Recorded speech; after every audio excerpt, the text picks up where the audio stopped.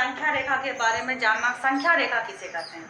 संख्या रेखा एक सरल रेखा है। ये एक सीधी रेखा आपको नजर आ रही है और इस पर दो एरोज नजर आ रहे हैं। ये एरो इन संख्या रेखा के ठीक बीचों बीच होता है जीरो। यहाँ पर होता है जीरो और ये संख्या का फ्रंट का पार्ट है और ये बैक का पार्ट। ये आगे का पार्ट है, ये पीछे का पार्ट है। तो ये आगे साइड में होता है धनात्मक संख्या को हम निरूपित करते हैं और जीरो के पीछे हम ऋणात्मक संख्या को यानी नेगेटिव नंबर्स को निरूपित करते हैं, रिप्रेजेंट करते हैं। तो हम यहाँ से लेकर यहाँ तक इसको बराबर भागों में बांट लेते हैं।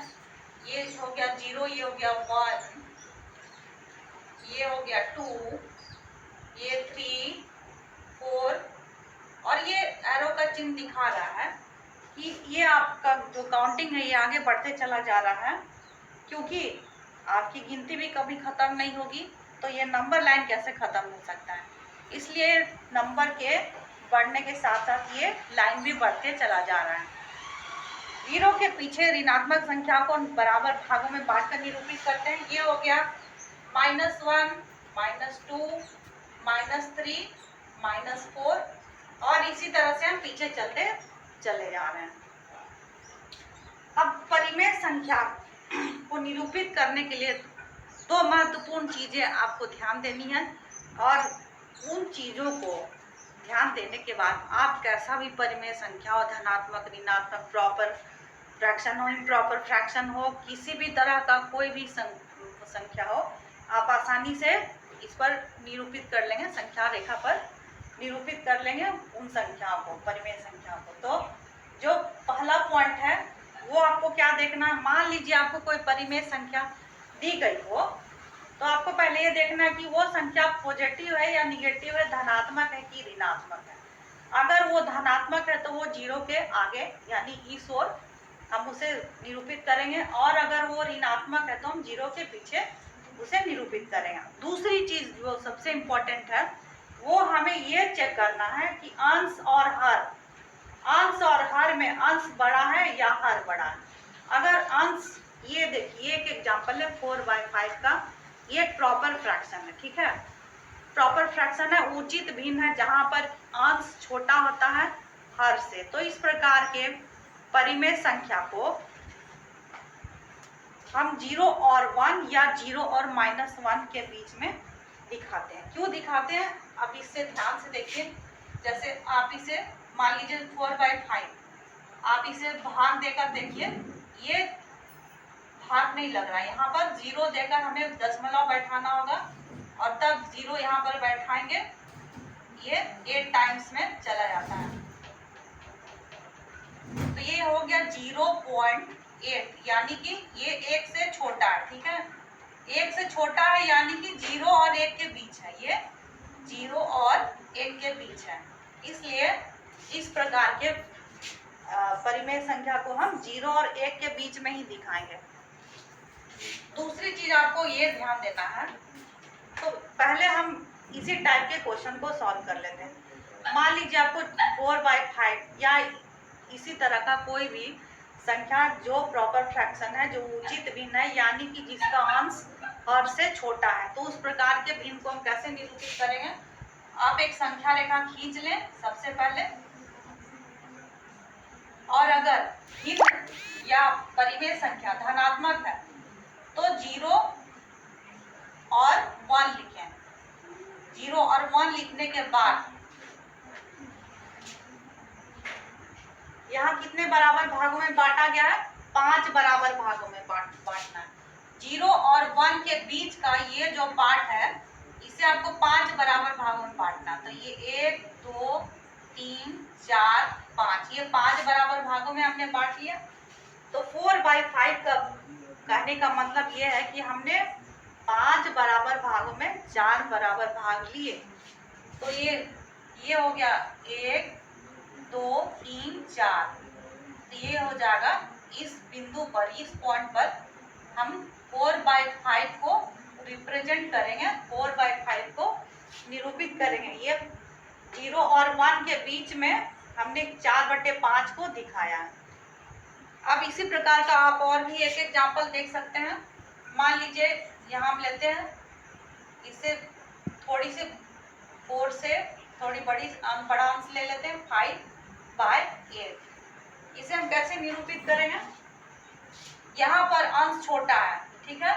जब अंश छोटा है यानी कि ये संख्या किसके बीच में रहेगी? 0 और 1 के बीच में रहेगी। लेकिन यहाँ पर हमें कितने बराबर भागों में बांटना है? इस पार्ट को हमें कितने बराबर भागों में बांटना है? 8 बराबर भागों में बांटना है। और जिस तरह से हमने इसमें 5 में 4 लिया हमने, तो इस भिन्न के लिए हमें, इस परिमेय संख्या के लिए हमें क्या लेना होगा? 8 में 5 भाग लेना होगा, यानी कि इसे हम 8 बराबर भाग में बांट देंगे। यहाँ देखिए, इसको हम और आगे बढ़ा देते हैं। 1 2 3 4 5 6 7 और ये हो गया 8। 1 2 3 4 5 6 7 और ये हो गया 8। और ये हो गया 0 और 1। ये इसको आपको लिखना नहीं, ये मैंने आपको केवल शो करने के लिए दिखाया। तो 5/8 यानी कि 8 इक्वल पार्ट्स में हमें 5 पार्ट्स लेना। 1 2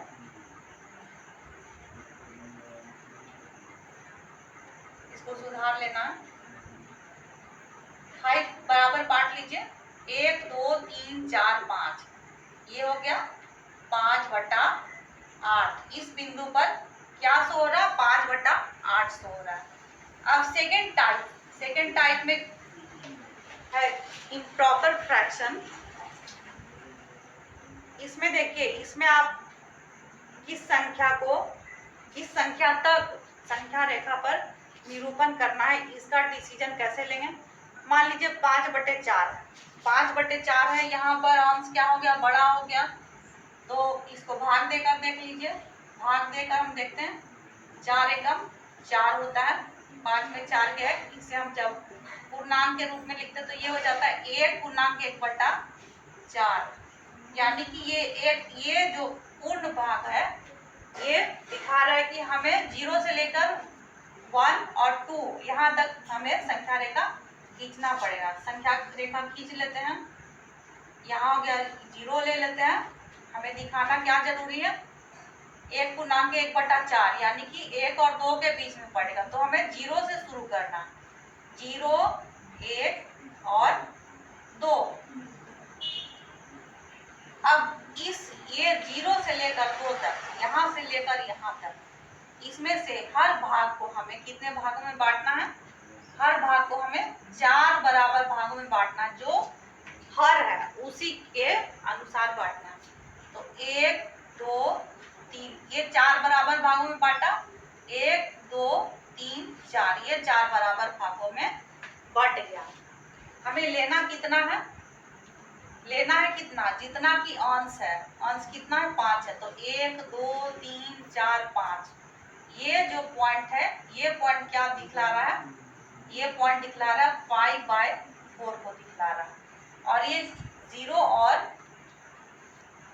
इस नंबर लाइन पे हमने कहां से कहां तक रिप्रेजेंट किया? 0 से लेकर 2 तक। एक और एक एग्जांपल हम देख सकते हैं, जिससे आपको बिल्कुल ही क्लियर हो जाएगा। यहाँ पर एक एग्जांपल दिया हुआ 25/4। 25/4 को हमें नंबर रेखा पर दिखाना है। तो हमें कहां से कहां तक रिप्रेजेंट करना पड़ेगा? इसको जानने के लिए भाग दे देते हैं। 4 से भाग दे देते हैं हम 25 को। 4 से 25 कितना बार में भाग गया? 6 बार में। शेषफल बच गया है। और इसको हम लिख सकते हैं पूर्णांक के रूप में, मिश्रित भिन्न के रूप में 6/1/4। यानी कि पूर्ण क्या आ रहा है? 6 आ रहा है।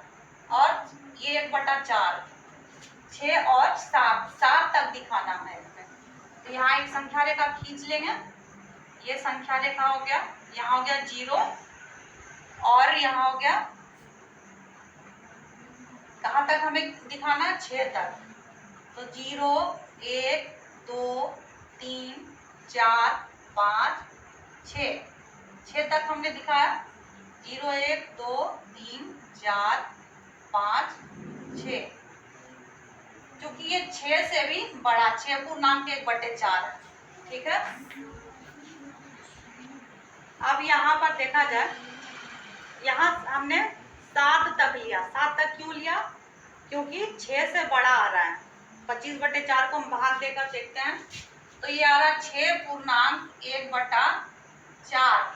तो 6 हो गया, यहाँ 0 से लेके यहाँ तक 6 और 1/4 के लिए हमने ये बांट लिया 1/4 को दिखाने के लिए। तो यहाँ कितने भागों में बांटना है? 0 से 1 को हमें 4 भाग में बांटना है, 1 से 2 को हमें 4 भाग में बांटना है। हर पार्ट को 0 से 1, 1 से 2, 2 से 3, 3 से 4, 4 से 5, 5 से 6 और 6 से 7, सभी को 4 बराबर भागों में बांटना है। तो बांट देंगे 1, 2, 3, 4, ये 4 बराबर भागों में बांट के 1, 2, 3, 4, ये भी 4 बराबर भागों में बांट के। इसी तरह से हम सबको 4 बराबर भागों में बांट देंगे। अब हमें लेना कितना, अंश कितना है? 25 है। तो यहाँ से शुरू करेंगे गिनती, 0 से शुरू करें। 0, 1, 2, 3, 4, 5, 6, 7, 8, 9, 10, 11, 12, 13, 14, 15, 16, 17, 18, 19, 20, 21, 22, 23, 24 और ये इसे हमने नहीं बांटा था, इसे भी बांट लेते हैं।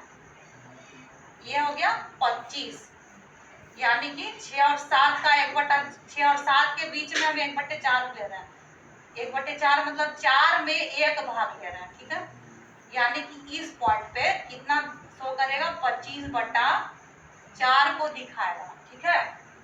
तो इस तरह से हम परिमेय संख्या को दिखाते हैं नंबर लाइन पे।